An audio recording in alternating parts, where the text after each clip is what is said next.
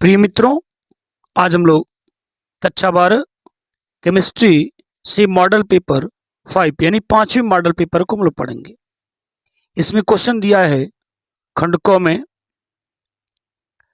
प्रथम कोटि की एक अभिक्रिया के लिए वेग स्थिरांक 2.0 इंटू 10⁻³ और s पावर -1 है, यानी ये प्रति सेकंड शो किया गया है। इस अभिक्रिया की अर्ध आयु है, तो 4 विकल्प आपके पास हैं। यानी प्रथम कोटि की अभिक्रिया के लिए वेग स्थिरांक दे दिया है और आपको अर्ध आयु बताना है कि अर्ध आयु काल कितना होगा। तो इसके लिए सूत्र हमारे पास है कि वेग स्थिरांक के इक्वल 0.693 अपॉन अर्ध आयु काल, जिसे हम टी हाफ से शो करते हैं। अब क्या किया गया कि जो वेग स्थिरांक के है और अर्ध आयु काल टी हाफ है, इन दोनों की जगह हम चाहेंगे तो टी हाफ को के की जगह पर भेज देंगे। तो टी हाफ इक्वल 0.693 अपॉन के हो जाएगा, यानी टी हाफ के जगह पर के पहुंच गया और के की जगह पर टी हाफ। अब इसका वैल्यू रख देंगे। जो वेग स्थिरांक का वैल्यू, के का वैल्यू हमको दिया हुआ है ऊपर, वह के का हम मान रख देंगे यहाँ। और 2.0 है यह, तो पॉइंट के बाद 0 का कोई वैल्यू नहीं होता, तो 2 से अगर हम डिवाइड कर देंगे, या जो 6.693 है, तो हमने क्या किया, इस डेसिमल को हटाने के लिए ऊपर भी 1000 से और नीचे भी 1000 से मल्टीप्लाई कर दिया। तो ऊपर का जो 1000 था, 1000 वो खत्म हो गया और ये पूरा अंक हमारे पास मिलेगा 693, यानी 693 अपॉन 2। चूंकि जो 1000 से ऊपर गुणा किए थे वे नीचे भी करेंगे, तो यह 10⁻³ हो जाएगा।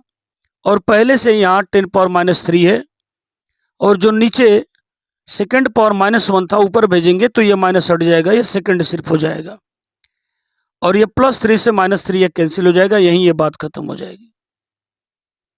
अब 2 से इसको डिवाइड कर देंगे तो 346.5 सेकंड हमको मिला। अगर चाहे हम इसके डेसिमल को और 2 अंक आगे करना चाहते हैं, यहाँ लाना चाहते हैं, तो हमको यहाँ से 100 से इसको डिवाइड करना पड़ेगा।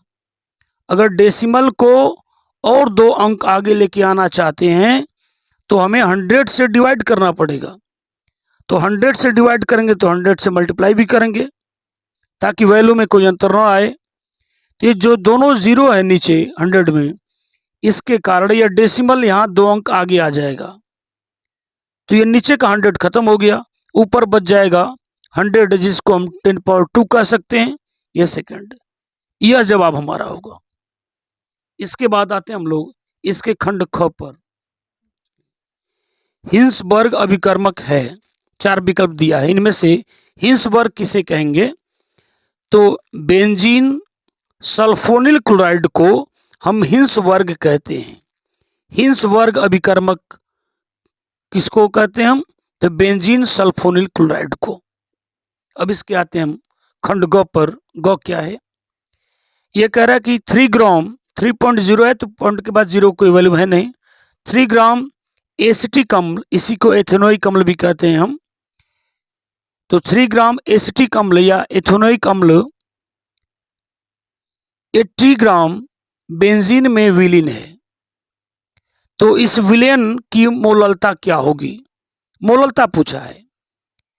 तो विलयन की मोललता, इसको स्मॉल m से शो करते हैं, इक्वल होती है विलेय के मोलों की संख्या बटा विलायक का भार किलोग्राम में। तो विलेय हमारे पास एसिटिक अम्ल है और विलायक जो दिया हमारे पास 80 ग्राम दिया है।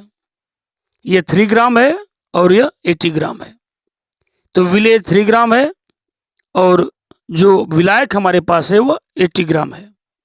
देख लीजिए, विलेय की मोलों की संख्या बराबर होती है विलेय का भार बटा अणु भार। तो भार उसका दिया है 3 ग्राम, और अगर हम इस एसिटिक अम्ल का अणु भार निकाल लें तो 60 मिलेगा।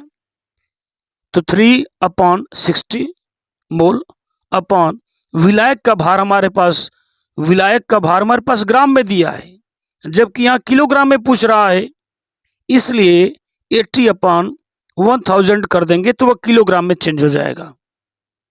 अभी क्या हो जाएगा, 3 से डिवाइड कर दें तो 1/20 हो जाएगा, इंटू मल्टीप्लाई करके इसको उल्टा कर देंगे तो ये हो जाएगा 1000/80, और एक किलोग्राम ऊपर जाएगा तो मोल और किलोग्राम पावर -1 हो जाएगा, इनवर्स हो जाएगा वो। अब हमारे पास क्या मिला, 20 से हम चाहें तो इसको डिवाइड कर लें, 25 या 100 तो ये 100 हो जाएगा, 50 हो जाएगा ऊपर। हमारे पास मिलेगा क्या, 50/80, 0 से 0 को कैंसिल कर लें। अब मिला हमारे पास 5/8, 5 में 8 से अगर हम 5 को 8 से डिवाइड कर दें तो हमारे पास ये जवाब मिलेगा। इस तरह से इस विलयन की मोललता हमें प्राप्त हो जाएगी। आते से खंड घ पर शून्य कोटि की अभिक्रिया के वेग स्थिरांक की इकाई पूछा है। शून्य कोटि अभिक्रिया के वेग स्थिरांक की इकाई इन चारों विकल्पों में पूछा है, कौन है?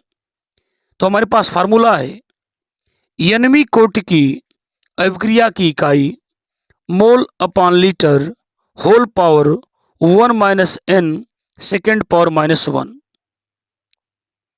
अगर शून्य कोटि की अभिक्रिया है तो n का वैल्यू 0 देंगे, अगर प्रथम कोटि की अभिक्रिया होती तो n का वैल्यू 1 देते। तो यहाँ शून्य कोटि की अभिक्रिया, इसलिए n का वैल्यू 0 देंगे।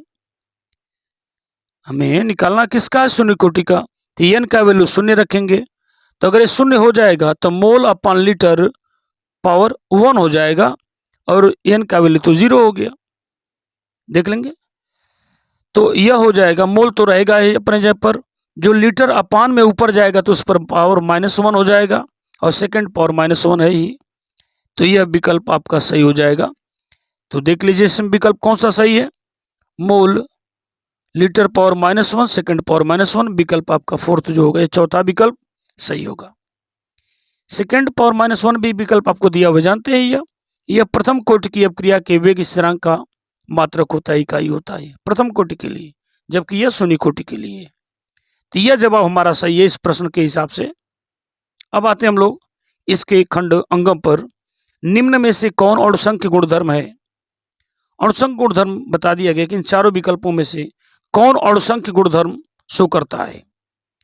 तो अणुसंख्य गुणधर्म क्या है, कह रहा कि किसी पदार्थ का वह गुण जो, या किसी द्रव का वह गुण जो उसके अणुओं की संख्या पर डिपेंड करता है, उसके कणों की संख्या पर डिपेंड करता है, उसे अणुसंख्य गुणधर्म कहते हैं। तो यह परासरण दाब जो है यह अणुओं की संख्या पर डिपेंड करता है, इसलिए इसे हम अणुसंख्य गुणधर्म कहेंगे।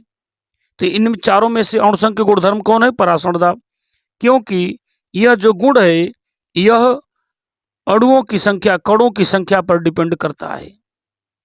अब आते हैं हम लोग इसके लास्ट खंड च पर। कार्बिल एमीन अभिक्रिया में क्या बनता है? कार्बिल एमीन अभिक्रिया जब होती है तो उसमें किसका निर्माण होता है? साइनेट का, आइसोसाइनेट का, साइनाइड का, आइसोसाइनाइड का। तो विकल्प इसका फोर्थ जो चौथा विकल्प है सही होगा। कार्बिल एमीन की अभिक्रिया में क्या बनता है? तो आइसोसाइनाइड बनती है। उम्मीद करते हैं ये सारे प्रश्न आपको समझ में आ रहे होंगे।